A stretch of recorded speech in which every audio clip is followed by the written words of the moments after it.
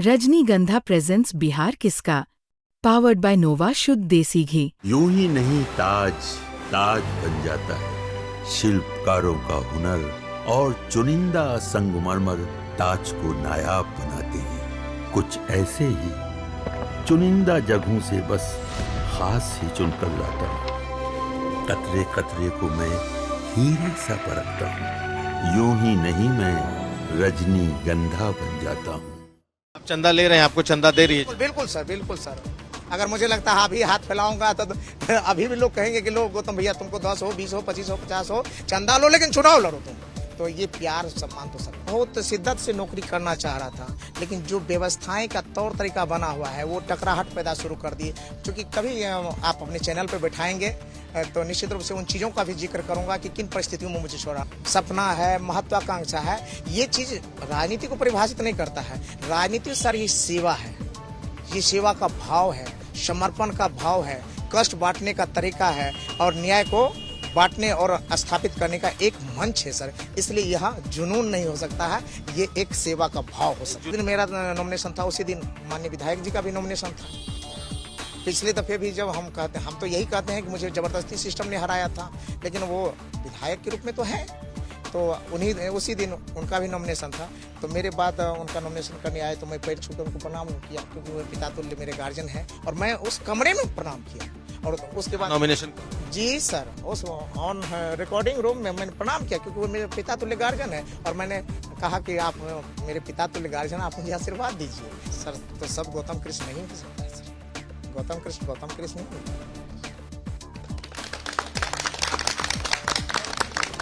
है कि आपकी का यही व्यवहार चुनाव में आपको मदद करेगा, लोगों के बीच कनेक्ट करने में मदद करता है? सर व्यवहार आपको चुनाव को जीतने और हराने तक मैंने कहाँ रखता है। व्यवहार तो आपका जीवन शैली तय कर देता है, व्यवहार तो आपका सिस्टम तय कर देता है। तो ये चुनाव तो 5 साल के लिए होता है।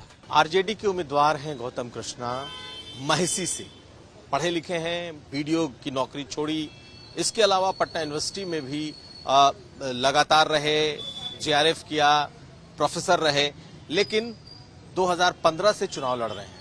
कहना है कि 2020 में इन्हें हराया गया, लेकिन इस बार भी अगर आप देखेंगे तो उसी अंदाज में चुनाव मैदान में है, लोगों से चंदा मांग करके चुनाव लड़ रहे हैं, ऐसा इनका दावा है। रहन सहन आम लोगों से की तरह, और इस वक्त हमारे साथ है।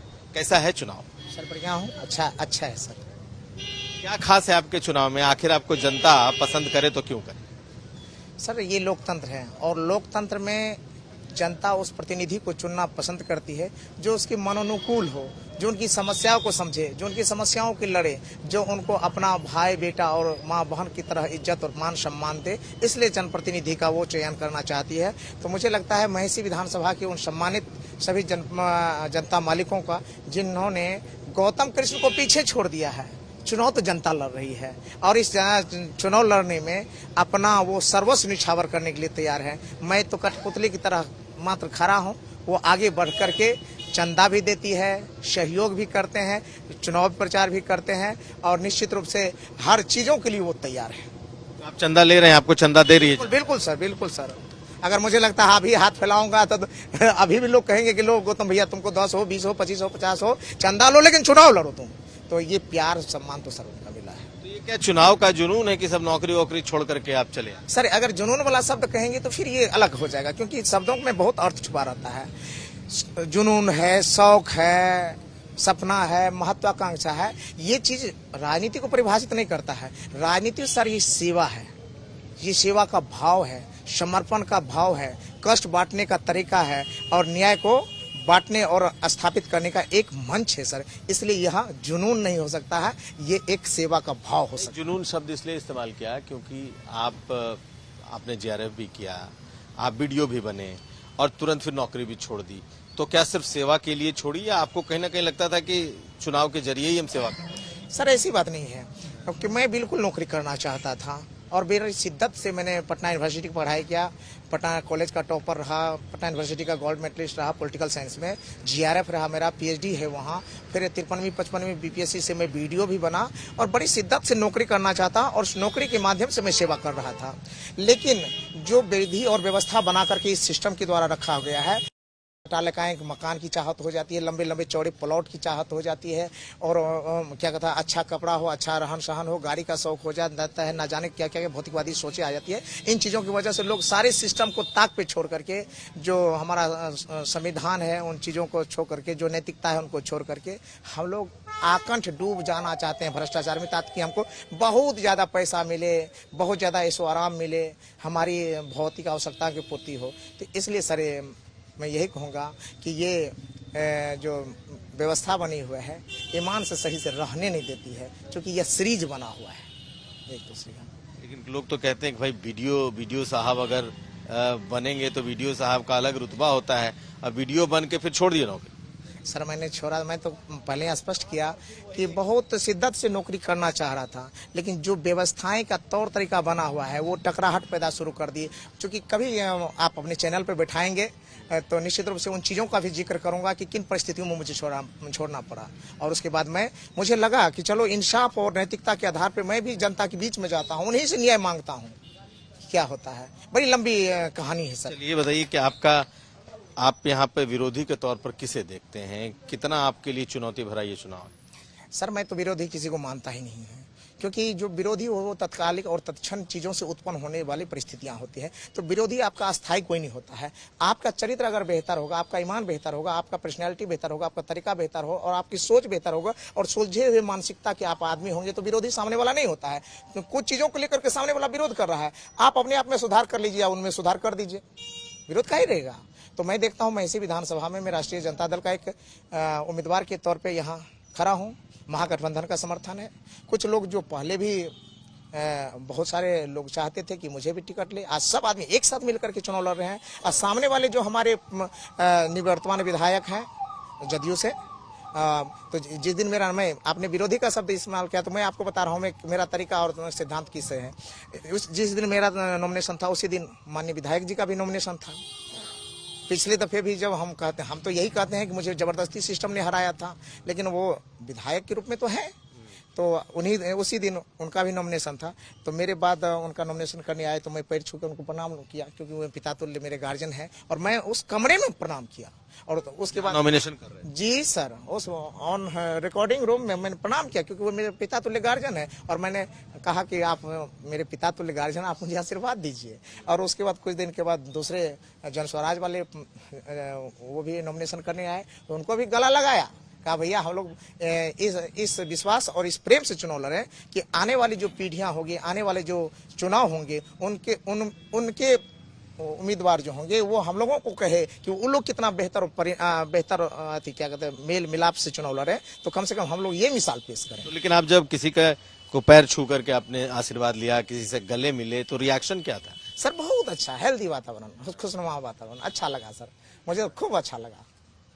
लेकिन आपके जैसा सब तो नहीं सोचते ना सर, तो सब गौतम कृष्ण नहीं हो सकता है सर, गौतम कृष्ण नहीं है। आपको लगता है कि आपकी का यही व्यवहार चुनाव में आपको मदद करेगा, लोगों के बीच कनेक्ट करने में मदद करता है? सर व्यवहार आपको चुनाव को जीतने और हराने तक मैंने कहाँ रखता है। व्यवहार तो आपका जीवन शैली तय कर देता है, व्यवहार तो आपका सिस्टम तय कर देता है। तो ये चुनाव तो 5 साल के लिए होता है, तो 5 साल के लिए हम क्यों कहें? व्यवहार तो आपको 60 साल की उम्र हो या लंबी आयु दे तो 100 साल की हो, आपका यही व्यवहार रहता है सबसे हमेशा? बिल्कुल सर, बिल्कुल। मैं जिस ब्लॉक में कार्यरत था, नौहट्टा ब्लॉक, जो महिषी विधानसभा में है, 14 पंचायत का ब्लॉक है, मैं तो आपके चैनल के माध्यम से कहता हूँ सर, अगर कभी मौका मिले तो उधर जाएंगे, और किसी भी जाति धर्म मजहब के लोगों से भी अगर आप बात करेंगे तो मुझे उम्मीद है, इतना मुझे विश्वास है कि शायद सर आपको अच्छा ही सुनने को मिलेगा, इतना मुझे विश्वास है। तो आप लगता है इस बार जीतेंगे, आपको कोई हराएगा नहीं? सर आशा करता हूं कि जनता मालिकों का आशीर्वाद मिलेगा, चुनाव परिणाम पक्ष में आएगा, और मैं आपसे भी आशीर्वाद मानता हूं, आप बड़े भाई हैं, आप भी मुझे आशीर्वाद दीजिए सर। शुभकामनाएं, हमारी शुभकामनाएं। 2 बार मैं सर चुनाव हारा हूं, उस दर्द को समझता हूं, इसलिए आप बड़े भाई हैं, आप भी हैं, हमारे कैमरामैन भैया हैं, और सामने वाले भैया पत्रकार भी हैं। मैं आपसे भी आशीर्वाद मांगता हूं, और आपसे भी कहता हूं कि आप भी ईश्वर से कहिए, 2 बार हारा हूं, हारने का दर्द समझता हूं, और इसलिए दर्द नहीं हो रहा है कि मुझे मलाई खाने का शौक बीता जा रहा है, मुझे गाड़ी पर चढ़ने का शौक बीता जा रहा है, इसलिए कि मैं काम करने के लायक हूँ, काम करना चाहता हूँ, लेकिन बेरोजगार बैठा हुआ हूँ, कहीं जाता हूँ आता हूँ, किसी के दुख और दर्द में खड़ा होकर के जो मुझे करना चाहिए था। कोसी पीड़ित क्षेत्र है मेरा, कोसी बाढ़ पीड़ित क्षेत्र है, कोसी प्राधिकार का मांग है। यहाँ भूख और भय और भ्रष्टाचार के वातावरण में हमारा सिस्टम है और व्यवस्था है, लगता है उसके लिए मैं काम नहीं कर पा रहा हूँ। थाना पुलिस सब जगह अफसरशाही भरा हुआ है, करप्शन भरा हुआ, बिना 500 रुपया से लेकर के 5,000 और 5 लाख का घूस दिए कोई काम नहीं होता है सर। मैं ऑन कैमरा कह रहा हूँ सर, लोग कहता है कि सुशासन सुशासन, अगर आप कैमरा के माध्यम सर खोजना शुरू कीजिएगा सर, आपको पूरा सर चिट्ठा मिल जाएगा सर, बहुत ज्यादा सर। क्या विधायक अगर आप बनेंगे तो आप इस पूरे सिस्टम को सुधार पाएंगे?